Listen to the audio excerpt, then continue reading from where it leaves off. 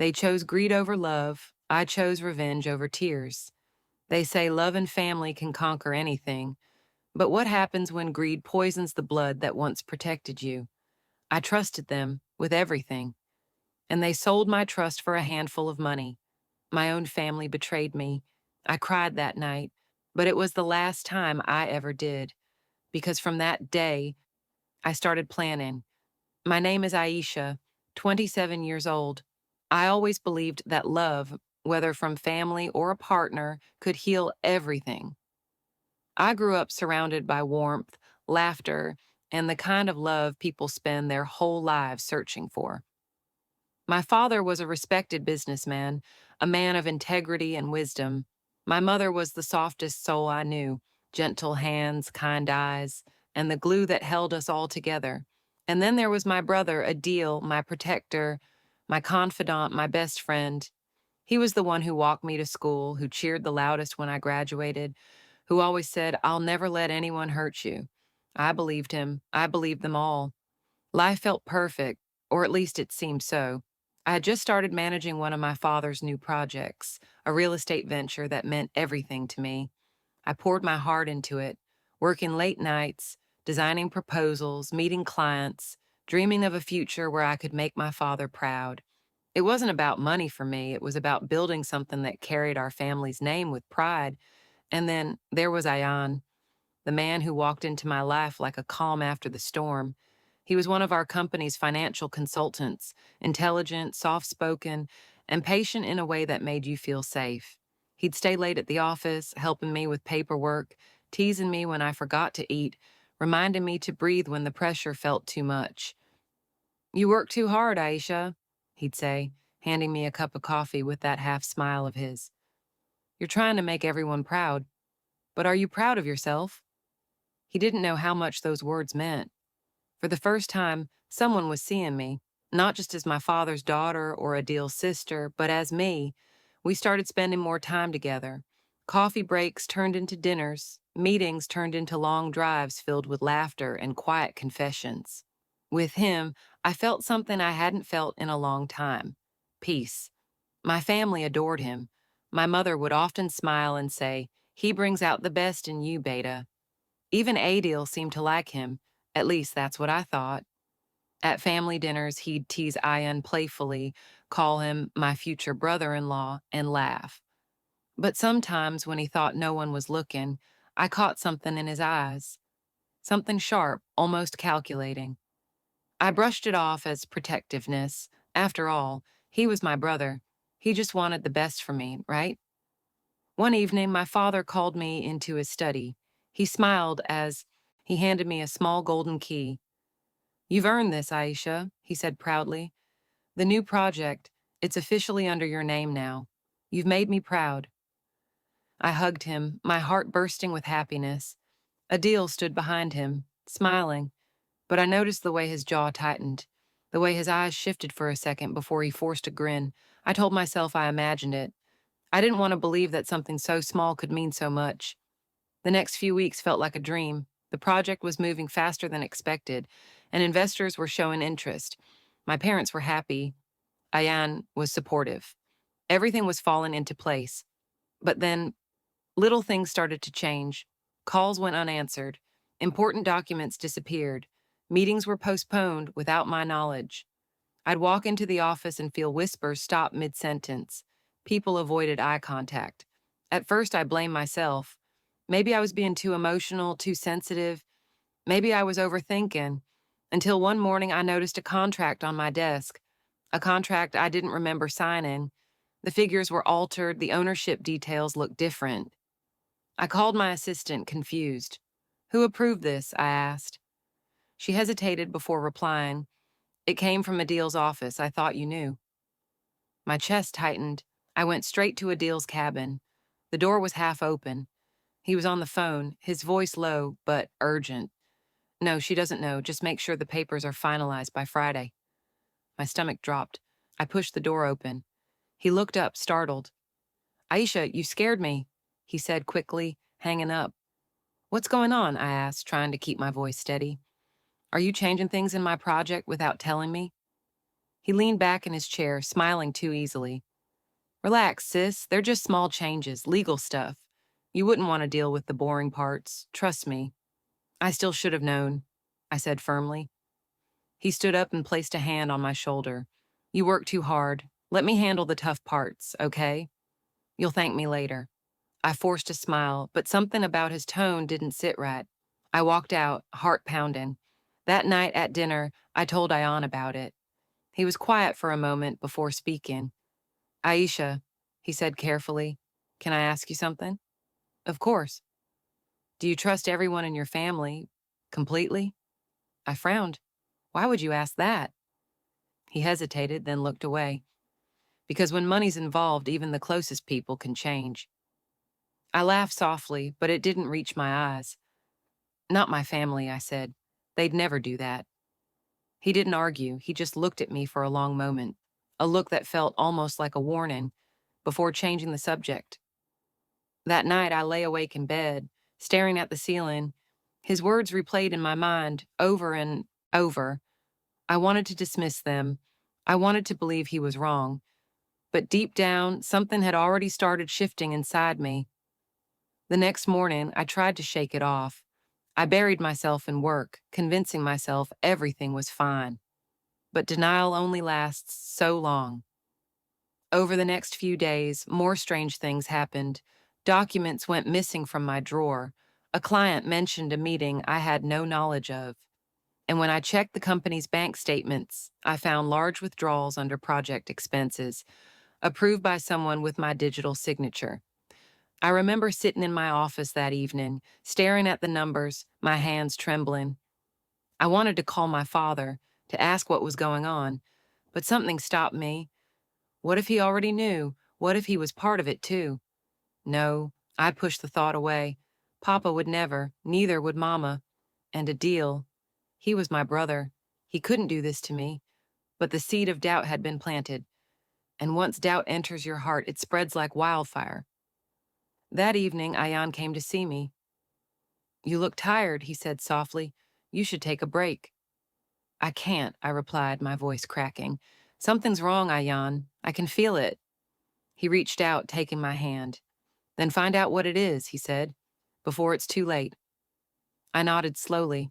That night, as the lights of the city flickered outside my window, I made a silent promise to myself.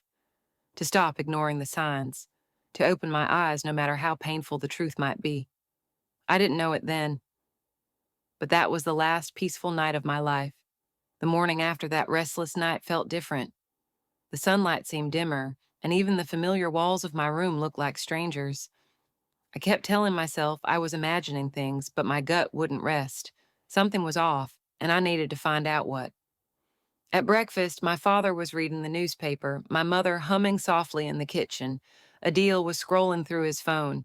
Everything looked normal, but beneath that calm, I could feel something brewing. I watched Adil closely. His laughter felt forced, his words rehearsed. Papa, I said, forcing a smile. I was thinking about the new investors. Maybe we should review the contract together. I want to make sure everything's perfect. He looked at me warmly. Of course, Beta.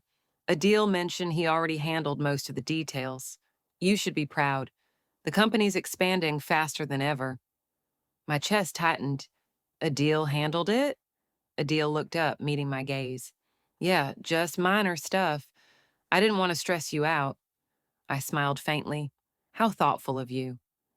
But inside, my mind was racing. After breakfast, I went straight to the office. The moment I stepped into my cabin, I noticed something different.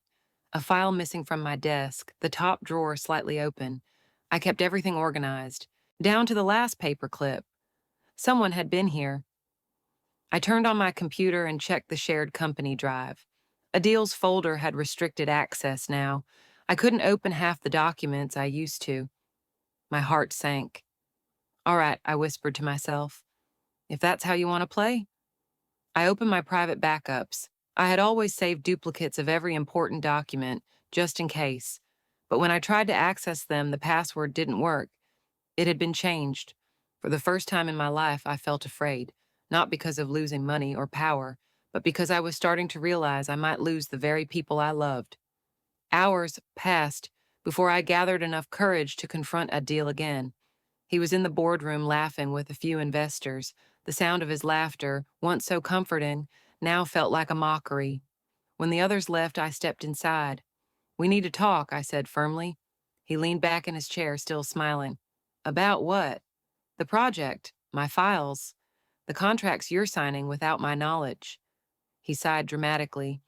"Aisha, why are you making a big deal out of this? I'm trying to help.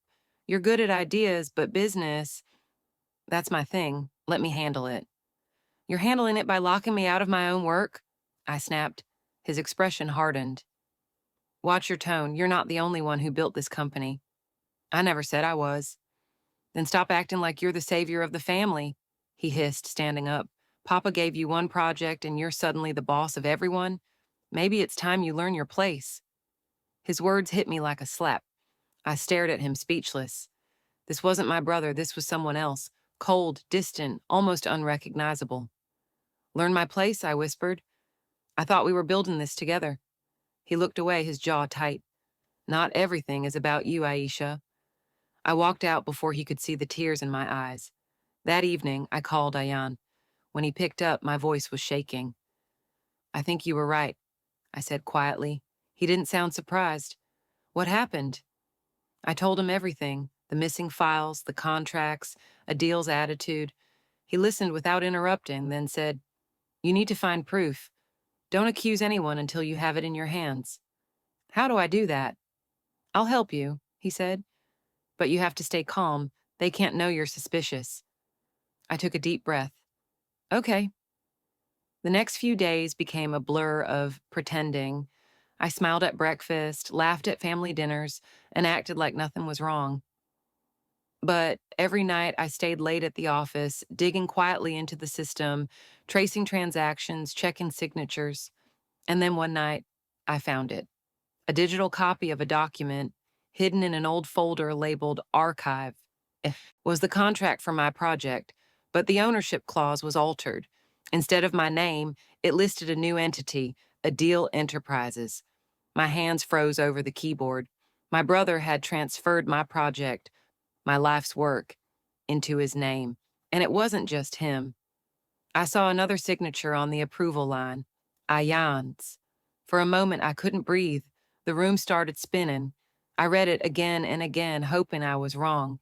But there it was in black and white. My trust, signed away. I wanted to scream, to cry, to destroy everything in sight. But all I could do was sit there, silent, numb. My phone buzzed. It was Ayan. "Are you okay?" he asked softly. I stared at his name on the screen. "Why?" I said quietly. "Because you sound different." I swallowed hard.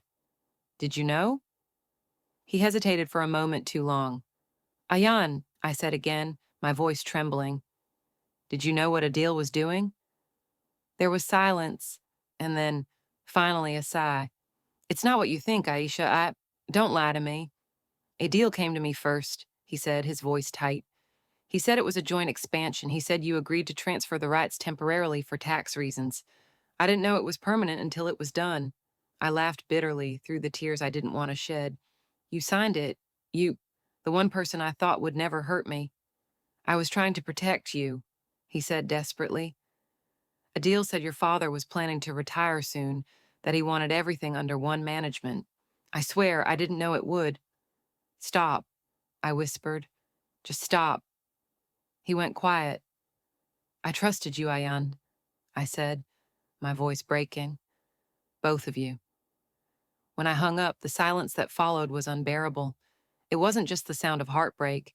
It was the sound of something inside me dying. I went home that night, the house dark and quiet. I walked past my parents' room, hearing their soft breathing. They didn't know yet. Maybe they never would.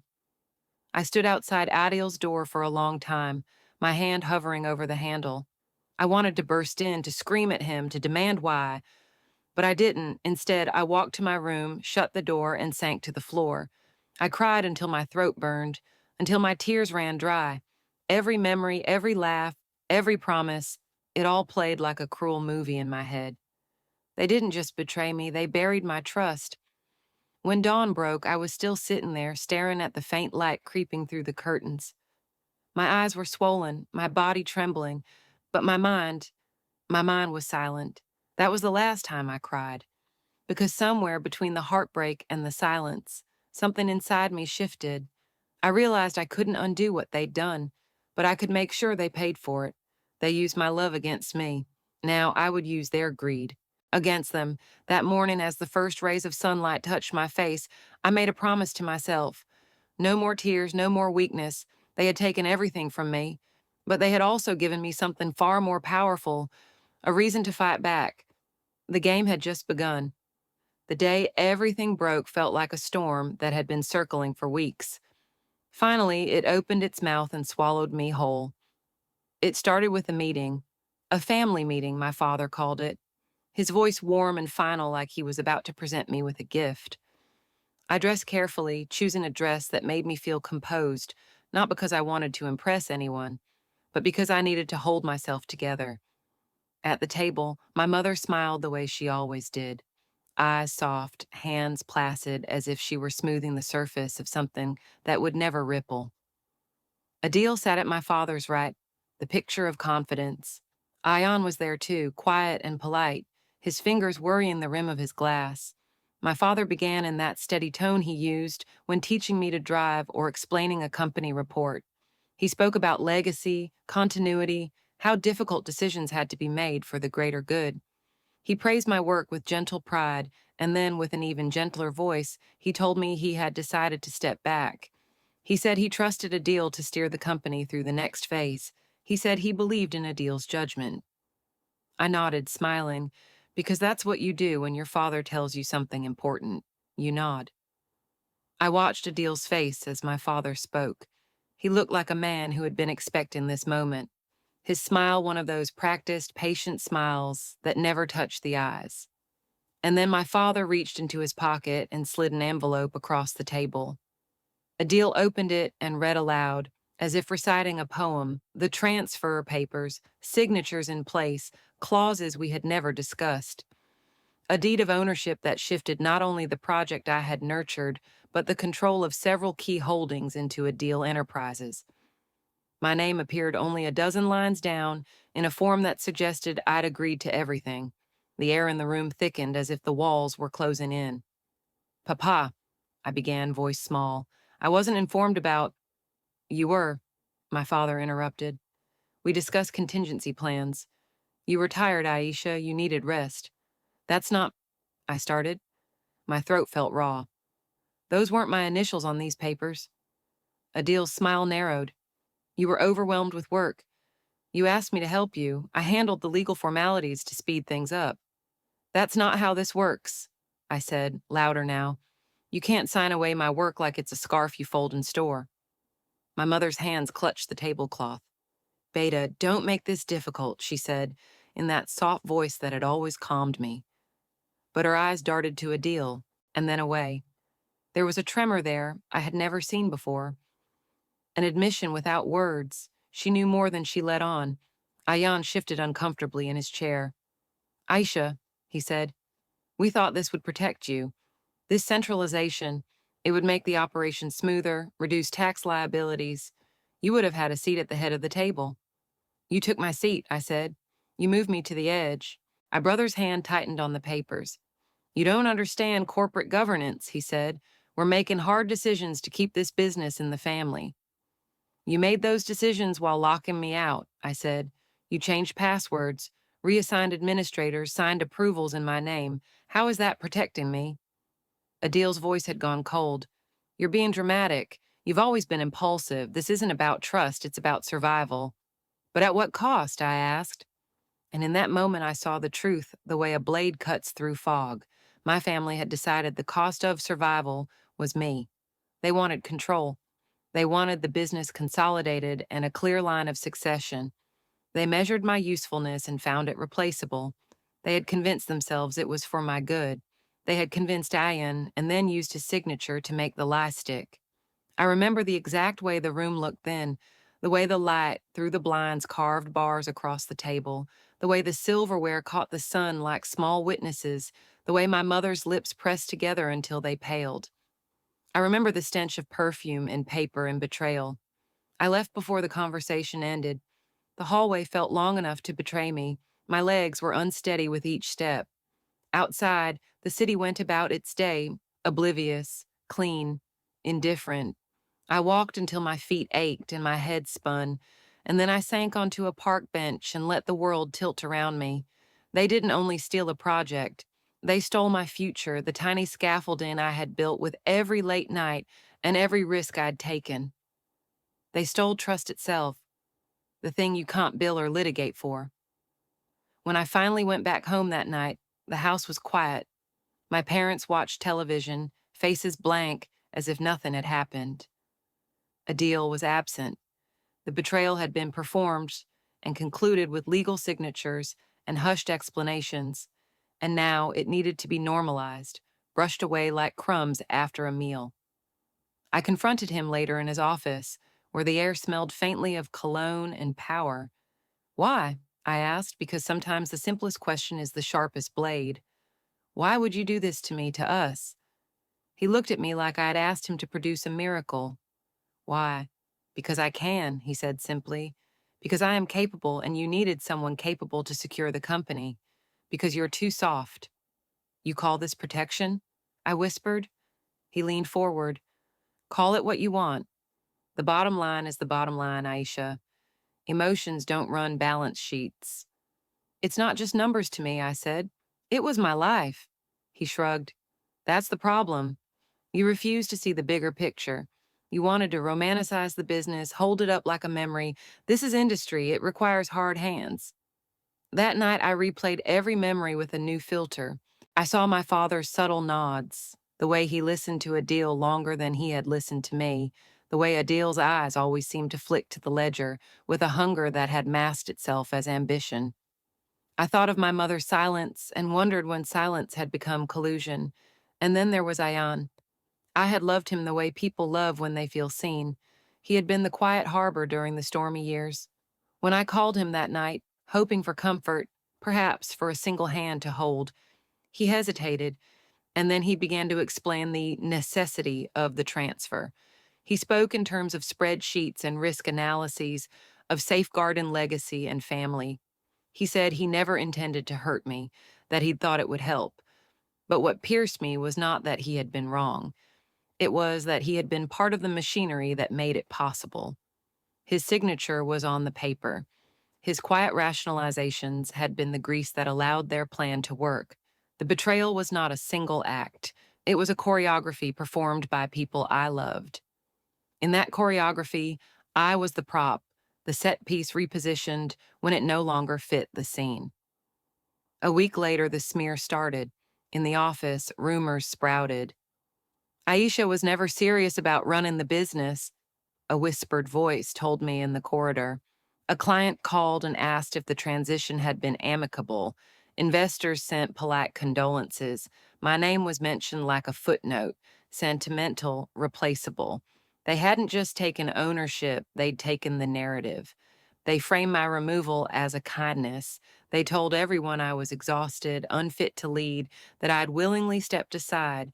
They offered explanations that sounded hollow, even to the ears that mumbled them.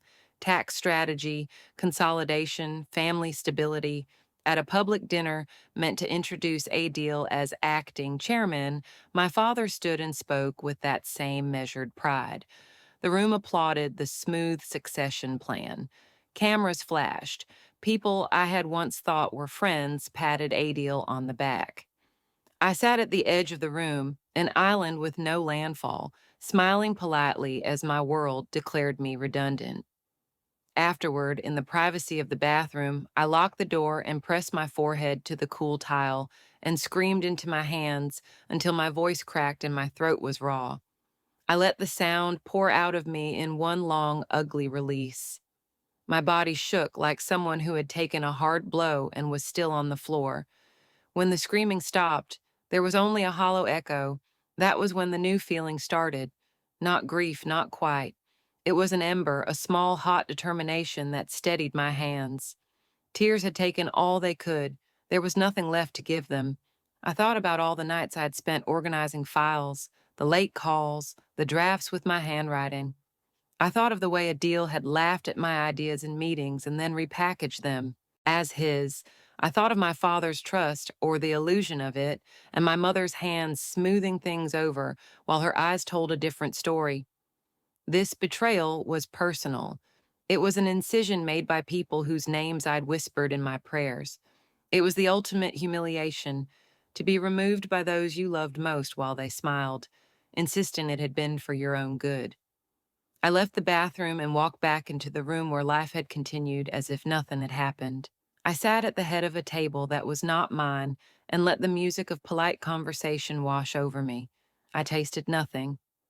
That night, alone in my room, I laid every fact out on the floor: the digital signatures, the altered contracts, a deal's sudden access to accounts, the investor's sudden interest. I cataloged it all like a detective, because if you're going to fight, you must first learn your weapons. I made stacks: evidence, witnesses, lies. I wrote down names, dates, amounts. I traced the path of every decision back to the moment it had diverged from honesty. And then I made a vow. Not the shaky kind spoken through tears, but a steady, cold promise that felt like iron settling into place. They had taken my trust, my work, my place. They had thought greed would buy them peace. They were wrong. I would not beg for what they had stolen. I would take it back in a way that would make them understand the cost of their choices. I would not break down in front of them, nor would I waste my energy on public spectacle. I would be surgical, precise, and patient. I would let their own hunger be the instrument of their undoing. As midnight leaned into the small hours, I sat at my desk and began to plan. The embers had turned to flame. The storm had passed. Now came the fire. The first rule I set for myself was simple: no rash moves. Anger is a loud instrument that makes you play badly. Patience. That was the only rhythm I would follow now. I had a list of what they had taken: pages, signatures, access codes, reputations. I turned the list into a map.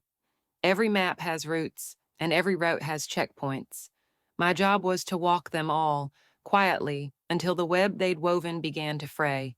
I started with things I already knew: the altered contracts, the strange withdrawals, a deal's new access logs.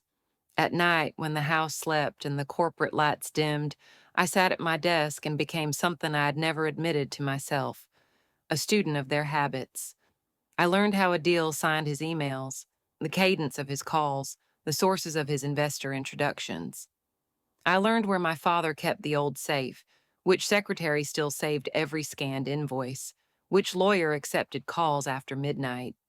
There was no dramatic hand-wringing. There were small victories: finding an unbacked wire transfer miscategorized as miscellaneous, tracing a shadow company that existed only on paper but had been given millions in project loans, discovering an old client who had letters proving a deal had promised them a stake without informing the board.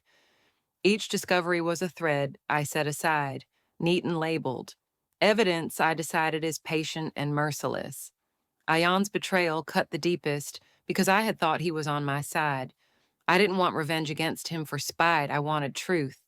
I needed to know whether he'd been willingly complicit or quietly coerced. That nuance mattered, not because compassion would absolve him, but because understanding the shape of the deception would let me use it against them. So I reached out to him in the only way that wouldn't reveal my hand: a neutral message, 2 lines, no accusation. "Meet me for coffee. I need to clear the air." He came, tired and too composed. His smile was smaller than I remembered. He sat across from me, stirring his sugar slowly as if time could be diluted. "How are you holding up?" I asked, watching every micro movement. "Surviving," he said. "You?" I shrugged. "I'm starting to accept things." My voice was an even surface. Inside, the gears were clicking. "I keep replaying how it all happened. Can you help me? Walk me through the timeline from when a deal first proposed consolidation." He hesitated. "Why do you want to go over this again?" he asked. "Because I don't remember handing everything over," I said. "Maybe if I hear it, I'll rest. Or maybe I'll finally sleep." The lie was small and soft, and it worked. He talked. He revealed the exact meetings, the names of the lawyers, the odd insistence that signatures be made expedient. He admitted a deal had been unusually insistent about timing. He admitted he'd signed because he was told the plan was to protect family holdings from aggressive buyers. He said he regretted it, with the kind of regret that sounds like a confession only when canned by a safer repetition. When he left, he hugged me the way people hug before confession. My hands were steady. I recorded everything in my head, folding his words into the map I was building. The next step was practical: allies. I could not fight a corporation with memory and intuition alone. I needed people who had credibility and a reason not to be ignored. The first person I turned to was Farah, my old college friend who had become a forensic accountant. We hadn't been close in years, but that disappeared the minute I told her the truth and slid a copy of the document across her desk. She worked in silence for a long time, then looked up with the kind of calm that only people who understand money possess. "They're sloppy," she said at last, "and predictable. When people steal with arrogance, they hide in complicated structures. When they steal in panic, they leave paper trails." "Forensic?" I asked. "Forensic," she agreed. "But we do it carefully. I can run the numbers and trace back any suspicious inflows to shell accounts. I'll need access to the company's old backups and some signed affidavits. It'll be slow, it'll be exact." I handed her everything I had: copies of emails, screenshots, one printed page with a deal signature circled in red. She nodded and promised confidentiality. She would be my quiet force, the technical eye I lacked. The second person I needed was legal. The house lawyer had clearly been on the other side, but there was an up-and-coming attorney in the city famed for taking impossible cases and making them inevitable. His office smelled like leather and decisions. He didn't accept every call, but a former associate owed me a favor and managed to get me 20 minutes. I laid out the situation: ownership transfer, forged consent, collusion. He didn't blink. "We can file an injunction," he said. "We can freeze assets if we can show prima facie evidence of fraud." "Can you move without making a scene?" I asked. "That's our specialty," he said. "We make the scene unavoidable." With Farah's analysis looming like a promise and the lawyer's readiness humming in the background, I began to create controlled breaches. I needed a deal to feel safe enough to continue exposing his arrogance, but careless enough to admit more than he should. I smiled at every family dinner now, like a woman playing the long game. I complimented Adil's tie, nodded at investor updates, and allowed him to believe I was a benign memory. At the office, I began to seed subtle traps. Not traps that hurt people physically, but ones that forced documents into view. I volunteered to give a talk, a retrospective on the project's inception, and used the presentation as an excuse to request archival copies. People who had been cautious around me began to hand over files out of habit. Adil congratulated me on my professionalism. It was delicious.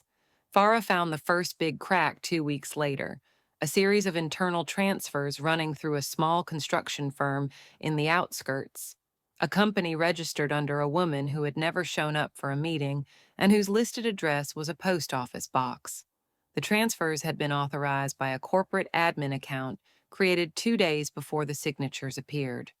The admin's username matched the pattern my assistant used, but the metadata showed it was created from Adil's laptop.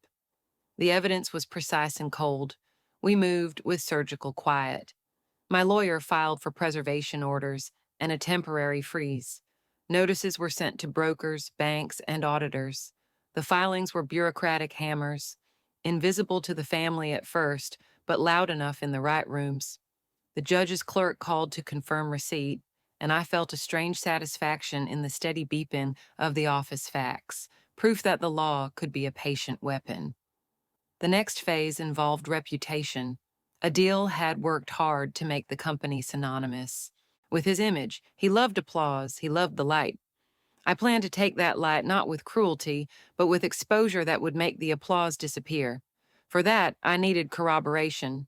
Not only numbers, but witnesses who could speak to the pattern of manipulation.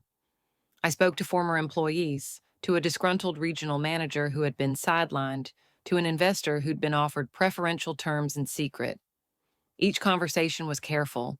I never asked people to betray, I asked them to remember. Memories are a fragile sort of proof, but multiple memories can become a chorus. I recorded the conversations with permission and had Farah timestamp the significant parts.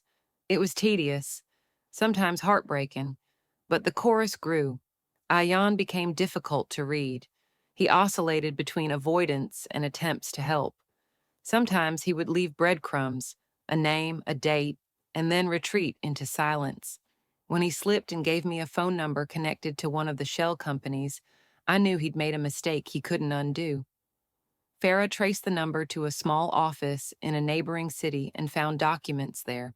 Drafts of contracts with a deal's annotations in the margins, notes about ensuring family liquidity, and a receipt from a lawyer who had reworked the transfer language.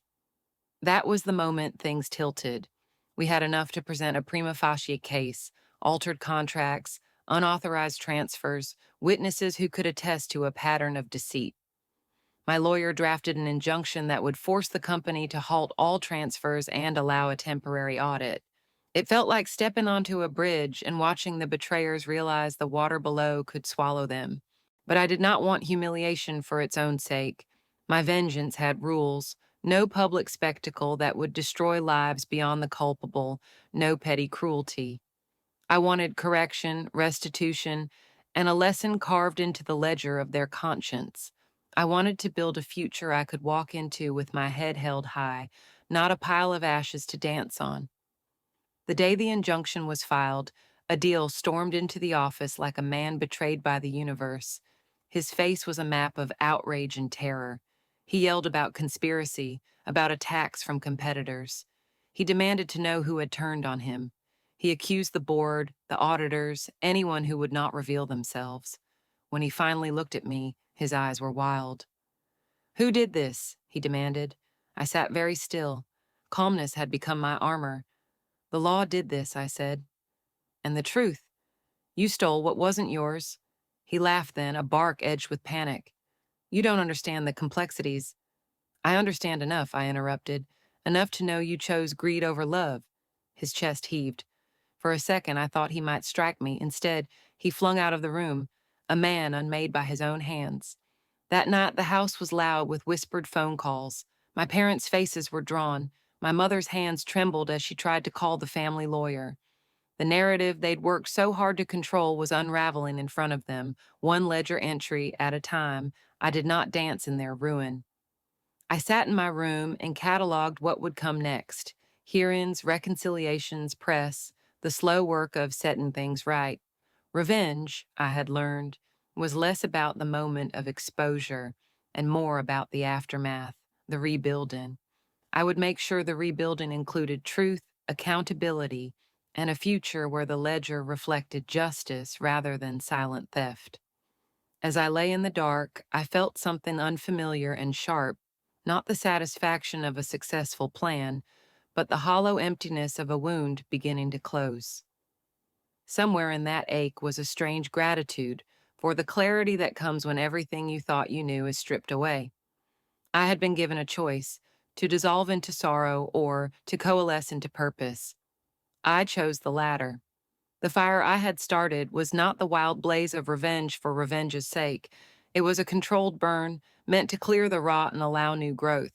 Tomorrow the court would hear the first motions.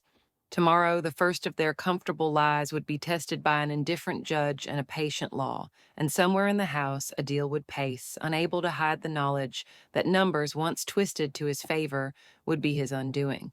The morning after the injunction felt like waking up in a different world. The house was tense, whispers in the hallway, calls that stopped when I entered, my mother's anxious pacing. I could feel their fear seeping into the walls, and for the first time, I didn't feel small in that house. I felt in control, but control wasn't victory, not yet. I stood by my window, watching the sunlight stretch across the city. The storm had begun, and now it was time to steer it. The plan had 3 layers: exposure, accountability, and justice. I didn't want chaos, I wanted precision. Every move had to hurt where it mattered most: not their bodies, Not even their wealth, but their pride, their image, their illusion of being untouchable. I started with silence. Silence confuses people who thrive on control. Adil expected shouting, confrontation, tears. Instead, I ignored him completely. I went to work every day, calm, composed, dressed in colors that mirrored peace. The contrast drove him mad. He tried to provoke me, sarcastic comments, mocking smiles, even guilt trips through my parents. But I didn't flinch. Inside, though, I was moving every piece of the board. Farah's audit had already uncovered enough to open a full investigation. The forged contracts, the hidden transfers, and the shell companies were only the beginning. I instructed the lawyer to proceed quietly. No media, no press releases. Let them wonder first. Let panic eat them from the inside before truth did. At the same time, I began building alliances within the business community. People Adil had underestimated, investors he had once ignored or humiliated. Many of them were eager to talk. Some had lost money in his reckless deals. Others simply disliked his arrogance.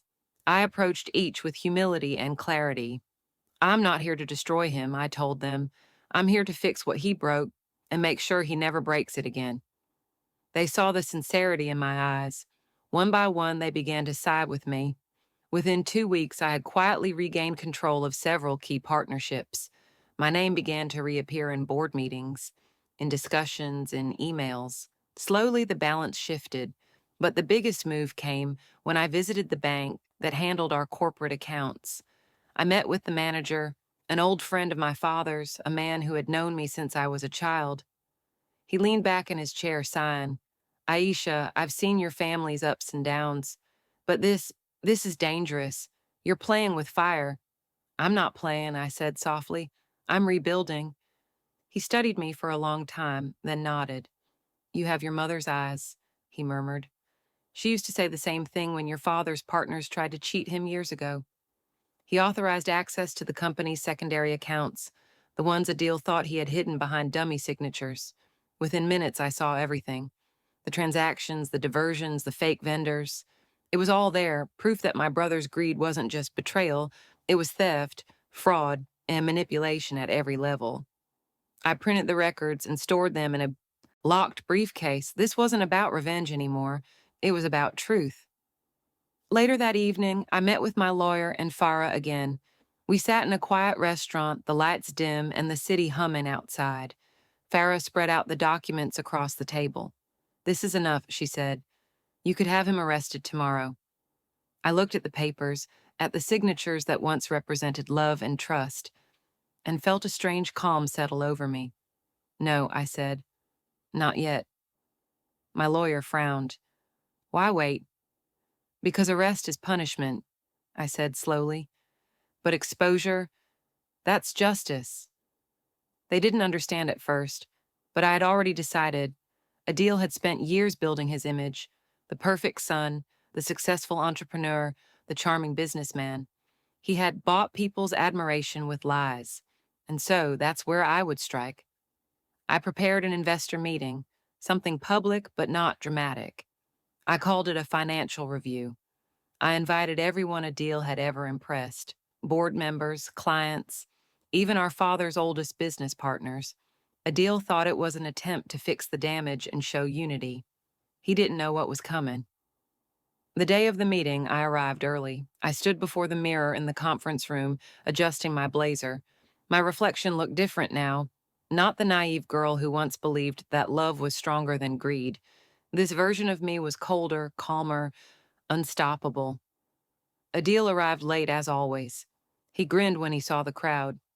Finally, he whispered to me, "You're doing something smart." I smiled faintly. You'll see. The meeting began. I presented the quarterly results, speaking in a controlled professional tone. Everything seemed ordinary: charts, graphs, progress reports. Adil relaxed, leaning back in his chair. And then I shifted the slide. This next section, I said, is about transparency. The screen changed, displaying a network of transactions, company names, and bank records. The air in the room thickened. People leaned forward. Adil's smile vanished. These accounts, I continued, represent internal transfers that were never disclosed. Funds were moved through shell companies to private accounts under false authorizations. Here are the signatures and the dates. I clicked again. Adil's signature appeared on the screen right next to a list of diverted funds. Gasps filled the room. He stood abruptly. "What are you doing?" "Presenting facts," I said evenly. "Something this company has forgotten." He turned to our father, who sat frozen in disbelief. "She's lying," Adil shouted. "She's fabricating documents." Farah stood up from the back of the room. "Actually, these were verified by an independent audit." Adil's face turned red. You, you had no right." "No right," I whispered. "You had no right to steal from the people who trusted you. No right to forge my signature. No right to turn love into leverage." The room fell silent. Even my father's voice failed him. For the first time, he saw the truth, not through my words, but through undeniable proof. Adil tried to storm out, but security stopped him. My lawyer had already informed the authorities. Outside, officers waited with quiet efficiency. The trap was complete. As they escorted him out, he turned to me. "You planned this," he spat. "Yes," I said softly. "From the day you broke me." His eyes filled with disbelief, not because he was being caught, but because I had become something he never thought I could be.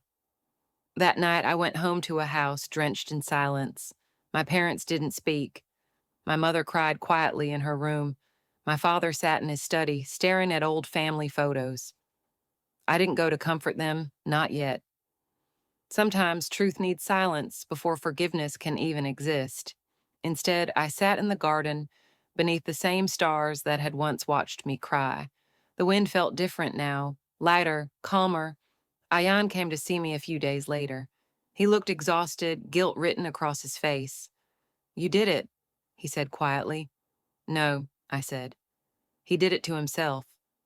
He hesitated. "Aisha, I never meant to." "I know," I interrupted softly. "You were scared. They all were. But fear doesn't erase betrayal." He lowered his eyes. "What will you do now?" I looked at the city lights shimmering in the distance. Rebuild, but this time without illusions.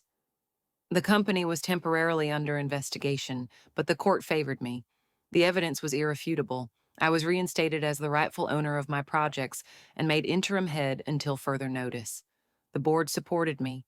The investors respected me. The silence of doubt had turned into quiet admiration. But even in victory, I felt no joy, only clarity. Revenge hadn't given me back what I lost. It had simply shown me who I truly was. When I returned home that night, my father called me into his study. His eyes were red, his hands shaken. "You've become stronger than I ever was," he said, voice cracking. "I don't know whether to be proud or ashamed." I smiled faintly. "Be proud, Papa, because I didn't destroy us. I just stopped them from doing it first." He nodded slowly, tears glistening in his eyes.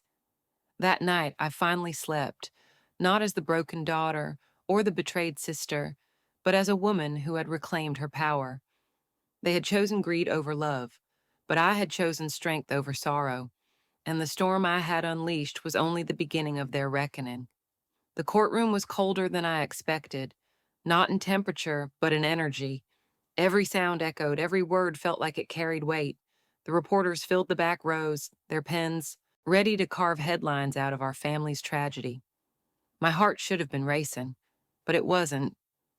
I sat calmly at the plaintiff's table, dressed in a simple black suit, no jewelry, no flash, just purpose.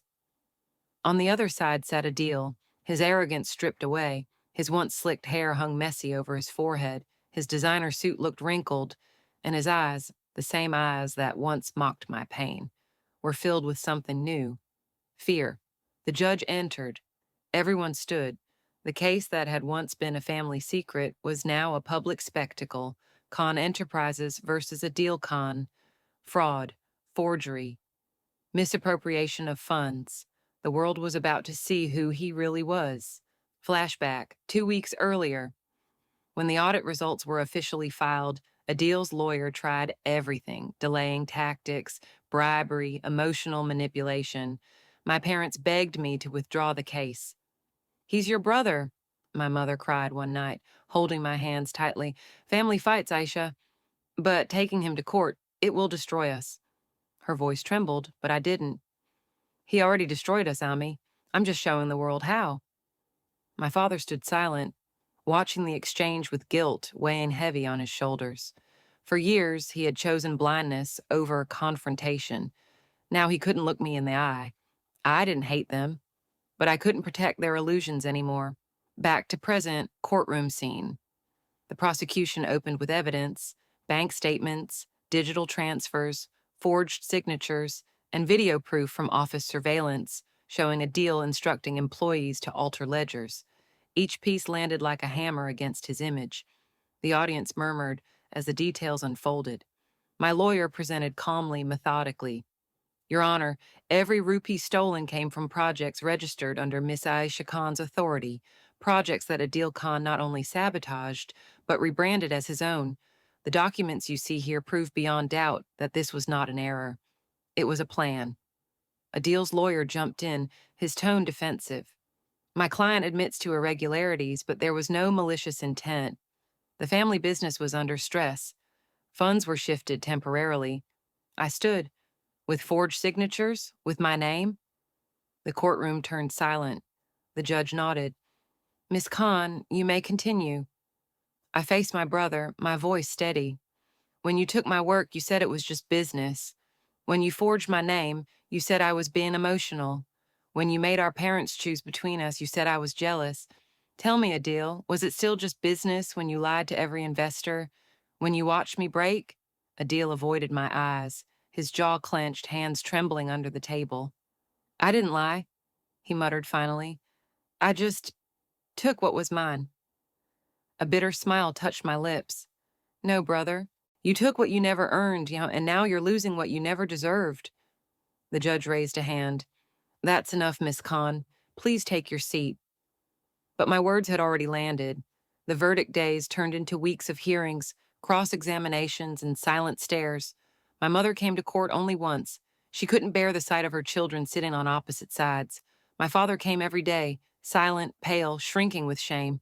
When the verdict finally came, the air felt heavy with expectation. The judge spoke clearly, every syllable echoing like a stone dropped in still water. After reviewing all evidence, this court finds Adil Khan guilty of corporate fraud, forgery, and breach of fiduciary trust. The court sentences him to 5 years imprisonment and orders full restitution of misappropriated funds. Gasps rippled through the room. Reporters rushed to capture the moment. Adil froze, disbelief written all over his face. He looked at me as the guards approached, his lips trembling. You really did this, he whispered. I met his gaze without flinching. No, Adil, you did this. I just stopped pretending you didn't. As they took him away, our eyes locked one last time. For a fleeting moment, I saw not my enemy, but my brother, like scared, broken, and human. But then I remembered all the nights I cried alone, all the times he smiled while I suffered. Pity couldn't undo what greed had done. After the fall, the days after the verdict were quiet. The media called it the Khan family scandal. Our house, once the symbol of success, now felt hollow. My mother stopped attending social gatherings. My father resigned from the family board. But for me, it wasn't shame. It was cleansing. Truth had finally burned away the rot. I spent weeks rebuilding the company from the ground up. I rehired people Adil had fired. I created fair policies, transparent systems, and launched a foundation for women entrepreneurs in my mother's name. When I handed her the plaque for the Sophia Khan Initiative, tears welled up in her eyes. You're doing what your father never could, she whispered. No, I said softly. I'm just fixing what greed broke. The unexpected visit. Months later, I received a call from the prison warden. Adil Khan has requested a visit. At first, I refused. What was left to say? But something in me, maybe the same part that still remembered him teaching me how to ride a bike as a child, said yes.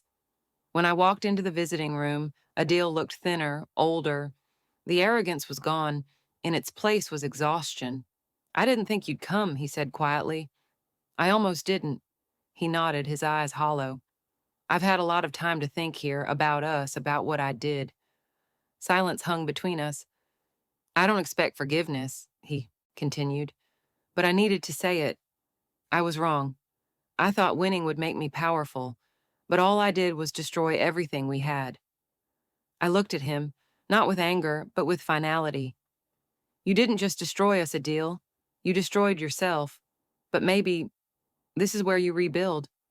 He swallowed hard, his eyes glistening. And you? Have you forgiven me? I paused. No, not yet, but I've stopped hating you, that's something. As I stood to leave, he said quietly, You've changed. I turned. No, brother. I finally became who I was meant to be. Rebirth. 1 year later, Khan Enterprises had a new face. Investors returned, clients grew, and the company was known not for scandal, but for integrity. At the foundation's first event, I stood before a hall full of young women, dreamers, builders, fighters. I told them, they'll call you emotional, they'll say you're weak. But remember, silence isn't weakness, it's the space where power learns to breathe. Applause filled the room. My mother smiled from the front row, pride replacing her old tears. As I looked out at the crowd, I realized revenge hadn't healed me. Truth had. Final reflection. They chose greed over love. They thought I'd break, that I'd fade away quietly. But pain has a strange way of shaping destiny.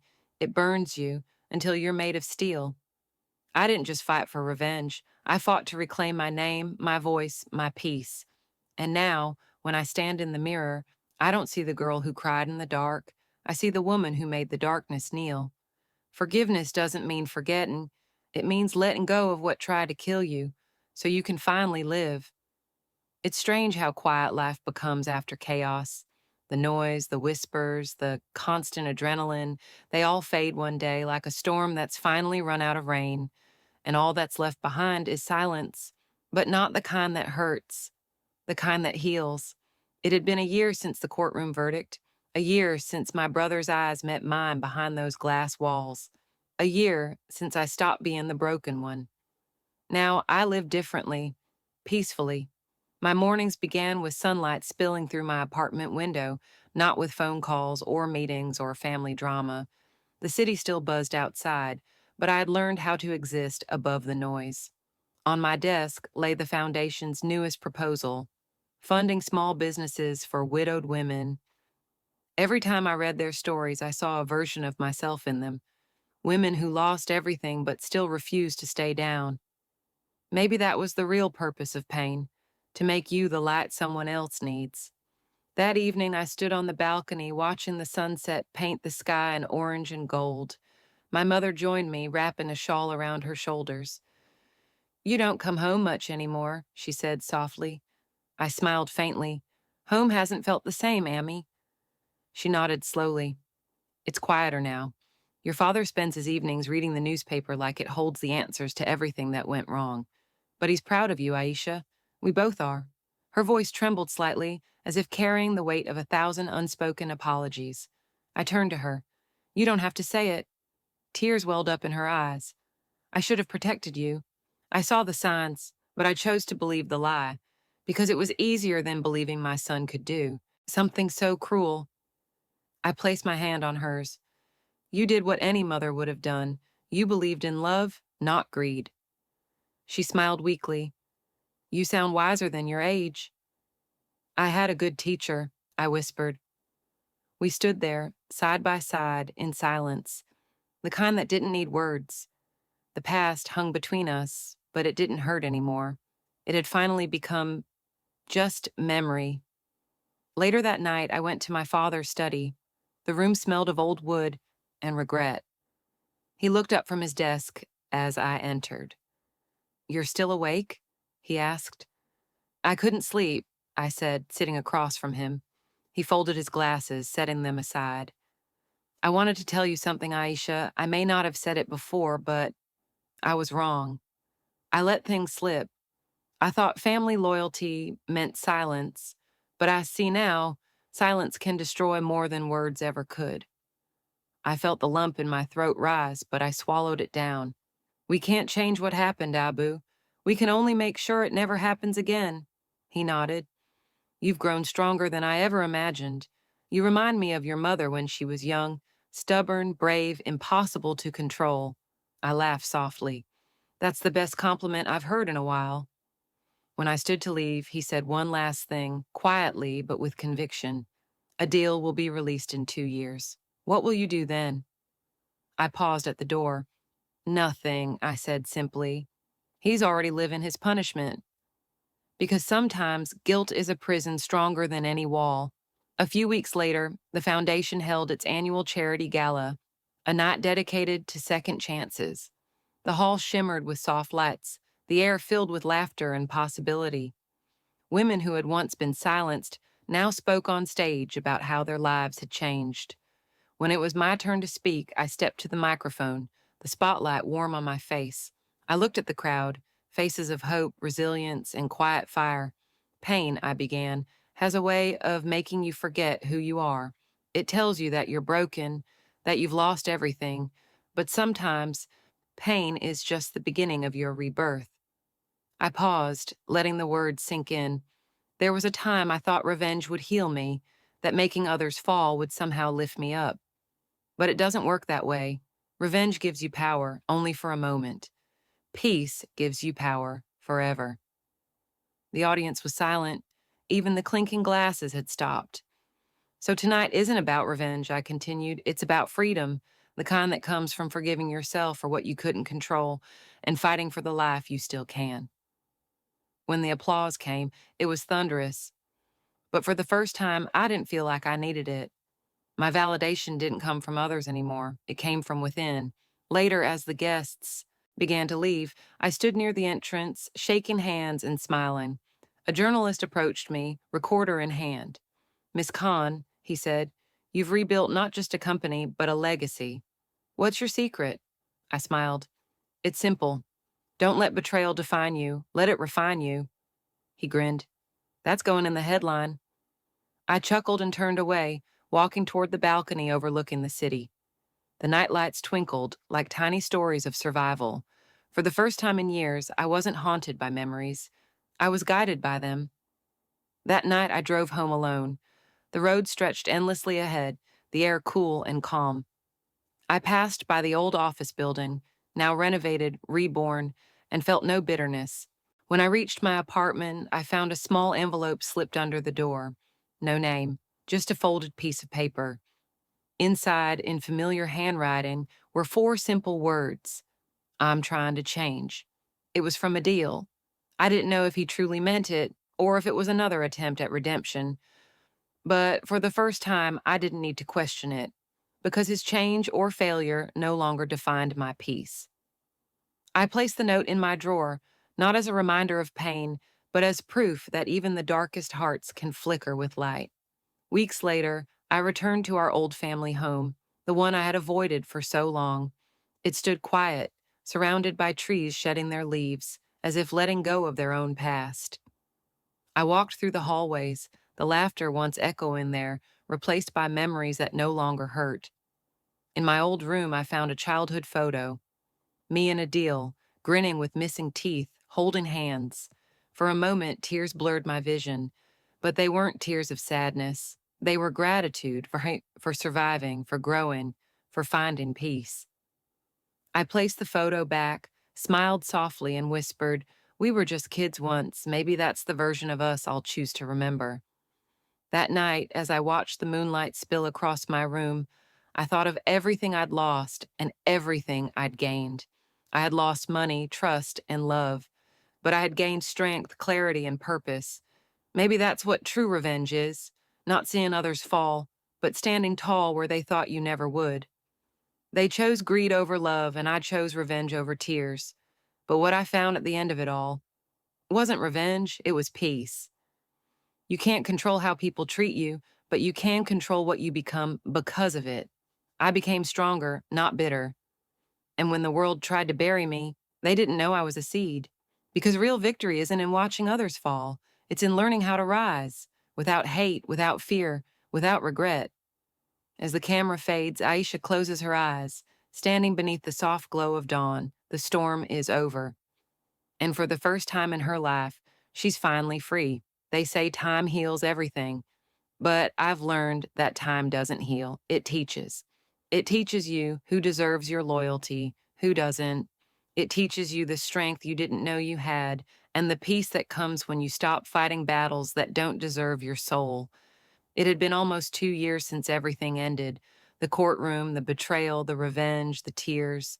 And though life had moved on, the lessons still echoed quietly in my heart. One morning, I sat by the window of my office, sipping tea as the city slowly came alive. Outside, the world was still chaotic: people rushing, phones ringing, dreams colliding. But inside, I felt stillness, a peace that wasn't gifted, a peace that was earned. A young intern knocked and peeked in shyly. "Ma'am, the press wants a statement for the magazine issue. Women who rose from ruin. They want your quote." I smiled faintly. "Tell them this," I said. "Sometimes losing everything is the only way to find yourself." She nodded, her eyes wide with admiration, and left quietly. As she closed the door, I leaned back in my chair, looking around the office: my name on the door, my mother's picture on the wall, the foundation banner behind my desk.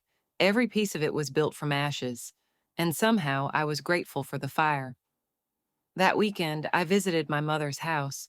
The walls had been repainted, the garden blooming again. It no longer felt haunted by the past. She was sitting on the veranda, watering the plants. "You came," she said, smiling softly. "Of course," I said, handing her a new shawl I'd bought. "For the strongest woman I know." She laughed. "You've become quite the poet lately." I sat beside her. "No, Ami, I've just learned to speak the truth." We sat there, silent for a while, listening to the birds, the wind, the world breathing again. Then she said quietly, "I visited him last week." I didn't need to ask who. She continued, "He looked better. He's been helping teach other inmates, math, business. He said he's sorry." I nodded slowly. "Maybe he's finally learning what greed costs." "He wanted me to tell you something," she said, turning toward me. "He said you were right, and that he's proud of you." For a moment, the words hung in the air, heavy and unfamiliar. Pride, from the brother who once took everything from me. I didn't know how to feel, but I knew one thing: I didn't hate him anymore, because hate is just another form of chain, and I was done being chained to the past. Later that evening, I walked alone to the edge of the property, where the old swing still hung from the mango tree. I sat down, letting the cool breeze brush against my skin, and closed my eyes. Memories came back: laughter, childhood games, our mother calling us in for dinner. The world had been so small back then, so simple, and I whispered to the wind, "I forgive you, Adil. Not for you, but for me." The leaves rustled as if the world was listening. In the months that followed, the foundation expanded internationally. We partnered with NGOs, helped women start businesses, educated their children. Every time I spoke at events, I shared my story, not to gain sympathy, but to remind people that survival isn't weakness, it's a form of art. At one conference, a young woman came up to me afterward. She was trembling, her eyes wet. "Miss Khan," she said, "I watched your interview last year. My own family threw me out after I refused to give up my inheritance. I wanted to give up. But your story, it made me fight. Back." Her voice broke. "I got my life back because you didn't stay silent." I hugged her. "You didn't get it back because of me. You got it back because you chose yourself." As she walked away, I realized something powerful. My pain had become someone else's strength. That's what healing truly is.